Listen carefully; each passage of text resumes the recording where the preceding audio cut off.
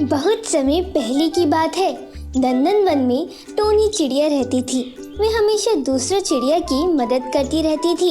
एक दिन की बात है, टोनी गौरैया चिड़िया दाना चुगने के चक्कर में जंगल में उड़ते उड़ते दूर चली गई थी और फिर रास्ता भटक गई थी और शाम होने को आई थी। चारों तरफ आकाश में बादल छाए हुए थे। तो टोनी चिड़िया ने देखा कि नीम के एक पेड़ पर ढेर सारे कौवे रात बिताने के लिए बैठे हुए थे। कौवे अपनी आदत के अनुसार आपस में एक दूसरे से काव काव करते हुए झगड़ रहे थे। टोनी चिड़िया ने सोचा, रात होने वाली है और मैं रास्ता ही भटक गई हूँ, तो आज रात में इसी पेड़ पर अपना गुजारा कर लेती हूँ। उसके बाद टोनी चिड़िया ने रात बिताने के लिए नीम के पेड़ पर एक डाल पर बैठ गई। टोनी को डाल पर बैठे देख सभी कौवे उसकी ओर देखने लगे।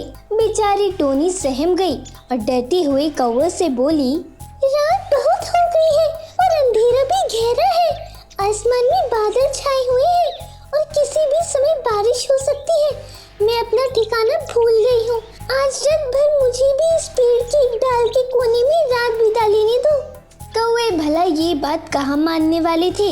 उन्होंने कहा, यह नहीं हो सकता, यह हमारा पेड़ है, तुम इस पेड़ पर नहीं रह सकती, भागो यहाँ से। बेचारी टोनी दुखी व निराश मन से वहां से उड़ गई और रात गुजारने के लिए दूसरा पेड़ ढूंढने लगी।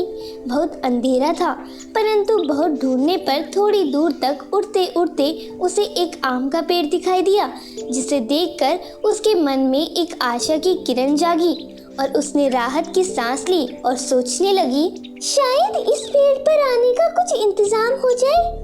उसके बाद वे आम के पेड़ के पास गई तो उसने देखा उस पेड़ पर चिड़ियों का बसेरा था। टोनी के मन में आस जागी, परंतु टोनी को डाल पर देखकर सभी चिड़ियों में हलचल बढ़ गई और सभी उसे देखने लगी। तभी उसने चिड़ियों से कहा, मैं अपने ठिकाने का रास्ता भूल गई हूँ और रात काफी हो गई है और बारिश कभी भी हो सकती है और मैं आप लोगों से विनती करती हूँ कि मुझे आज रात बिताने के लिए पेड़ के किसी भी डाल पर रुकने दें। सभी चिड़ियों ने कुछ देर आपस में विचार विमर्श करने के बाद उसमें से एक तोते चिड़िया ने कहा, तुम एक रात के लिए इस पेड़ की डाल पर रुक सकती हो, लेकिन एक शर्त है, कोई भी चिड़िया तुम्हें अपने घोंसले में नहीं रखेगी और न ही हमारी तरफ से तुम्हें कोई मदद मिलेगी। अगर तुम रहना चाहती हो तो रह सकती हो।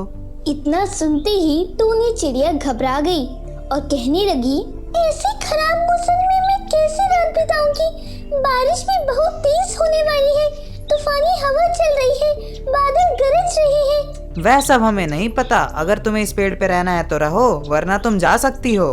तूफानी हवा चल रही थी, बादल गरज रहे थे, जल्द ही बारिश होने की संभावना थी। चिड़ियों ने पहले ही मदद के लिए इनकार कर दिया था।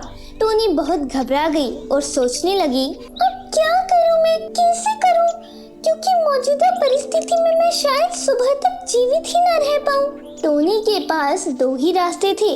पहला, वो सुबह तक मरने का इंतजार करे या दूसरा, वो इस विकट परिस्थिति में घोंसला बनाने की कोशिश करे। टोनी ने दूसरा रास्ता चुनते हुए अपने डर पर काबू किया। कोशिश करने का ठाना, एक नए जोश के साथ खुद पर विश्वास करते हुए उसने पेड़ के आसपास की जगह देखी तो पेड़ खेत के आसपास ही था। वो तुरंत तिनके की खोज में निकल गई। उसने तिनकों को पेड़ की डाल पर इकट्ठा करना शुरू किया।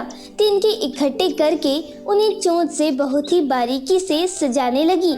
ये सब देख चिड़ियों ने टोनी का मजाक उड़ाना शुरू कर दिया।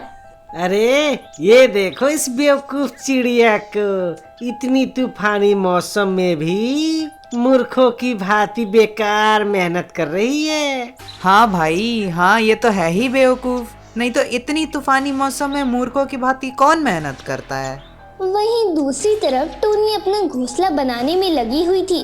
मुश्किल से घोंसला आधा बना ही था कि तेज हवा के झोंके ने घोंसले को बिखेर दिया।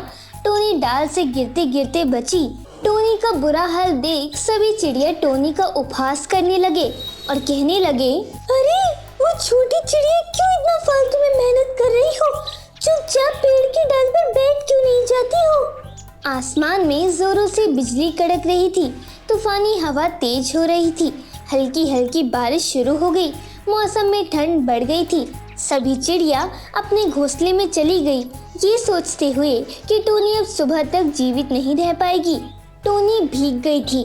पहले के निष्फल प्रयासों के कारण बहुत थक गई थी, परंतु उसने अभी तक हार नहीं मानी थी और वह सोचने लगी, नहीं, मैं हार नहीं मानूंगी, मैं फिर से घोंसला बनाऊंगी।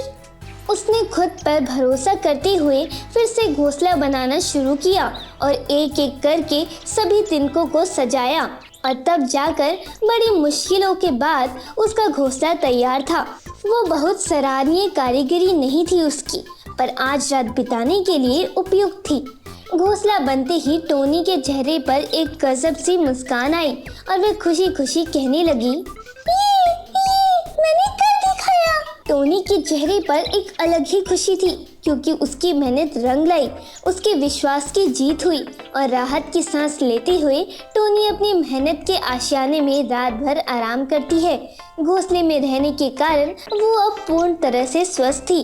सुबह टोनी को जीवित देखकर सभी चिड़ियों का आश्चर्य का ठिकाना न रहा और सभी चिड़िया आपस में कहने लगी, इतनी भयानक आंधी तूफान और बारिश में बच कैसे गई? हाँ भाई, तुम सही कह रहे हो। ये तो बड़ी भयंकर आश्चर्य हो रहा है। सारे पक्षियों, चलो उसके पास चलकर देखते हैं कि वो बच कैसे गई। उसके बाद सारे चिड़िया टोनी चिड़िया के पास जाते हैं तो देखते हैं कि टोनी चिड़िया अपने घोंसले में आराम कर रही थी और वह बिल्कुल स्वस्थ थी। जो चिड़िया रात को उसका मजाक उड़ा रही थी, वो ही सब उसके सच्चे विश्वास, सच्ची मेहनत, बहादुरी के आगे नतमस्तक थी। हमें माफ कर देना बहन, आज तक हमने इतनी मेहनती चिड़िया नहीं देखी। काश हम लोग तुमको पहले पहचान पाते। हमें भी माफ कर दो बहन, हमें अपनी गलती का एहसास हो गया है कि हमें किसी का मजाक नहीं उड़ाना चाहिए। उसके बाद सभी चिड़िया ने टोनी चिड़िया का सम्मान किया तथा रात के व्यवहार के लिए क्षमा याचना की। इस पेड़ के डाल पर मुझे रात गुजारने के लिए आप सभी का दिल से धन्यवाद। अब मुझे अपने घर जाना होगा। उसके बाद टोनी चिड़िया अपने ठिकाने की ओर उड़ गई। टोनी आज जीवित थी क्योंकि उसने विपरीत परिस्थिति के सामने हार नहीं मानी, धैर्य और साहस से आगे बढ़ी। हर नकारात्मक विचार को पीछे छोड़ के खुद पर विश्वास किया, ना कि चिड़ियों के मनोबल गिराने वाली बातों पे। ऐसी घटना हम सभी के जीवन में होती है। हम प्रयत्न ही नहीं करते हैं क्योंकि हम दूसरों की राय पर अधिक विश्वास करते हैं, ना कि खुद पर। हम ये भूल जाते हैं कि जीवन की उन्नति किसी एक सफलता पर आधारित नहीं, वह तो निरंतर श्रम और प्रयत्न पर निर्भर है। इसलिए हमें कभी भी अपनी परिस्थितियों के आगे घुटने नहीं टेकने चाहिए, बल्कि उनका डट कर मुकाबला करना चाहिए और हिम्मत और धैर्य से काम लेना चाहिए।